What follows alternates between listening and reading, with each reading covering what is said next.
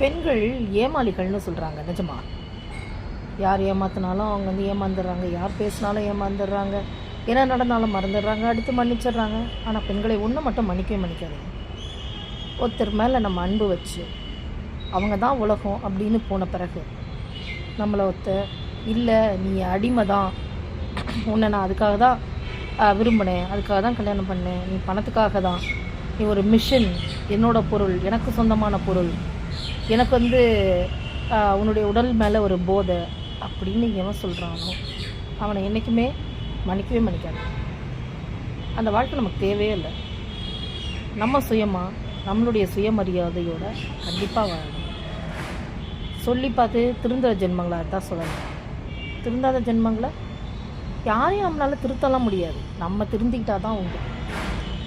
நம்ம லைஃப்பை நம்ம பார்த்தா தான் உண்டு. இது ஆணுக்காக இருந்தாலும் சரி, பெண்ணுக்காக இருந்தாலும் சரி, இதுதான் வாழ்க்கை. இந்த மெச்சூரிட்டி எப்போ தெரியுமா வரும்?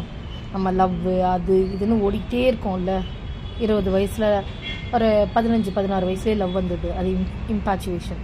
அடுத்து காதல் வருது, அடுத்து காமம் வருது. இதெல்லாம் தாண்டி ஒரு 40 வயதில் 2 குழந்தைய பெற்ற பிறகு அந்த குழந்தைய பார்த்து அந்த அவ்வளோ டீக்காக நம்ம ட்ரெஸ் பண்ணிகிட்ருப்போம், அவ்வளோ இதுவாக இருப்போம், ராயல்ட்டியாக இருப்போம்.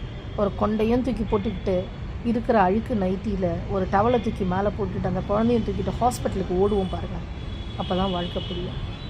அப்போ தான் நம்ம எந்த இடத்துல இருக்கோம், எப்படி நிற்கிறோம் அப்படின்றது தெரியும். ஸோ இதுதான் வாழ்க்கை, இவ்வளோ தான் வாழ்க்கைன்னு தெரிஞ்சதுக்கப்புறமா யார் மேலேயும் நமக்கு ஈடுபாடு இருக்காது, எக்ஸ்பெக்டேஷன் இருக்காது, எதிர்பார்ப்பு இருக்காது.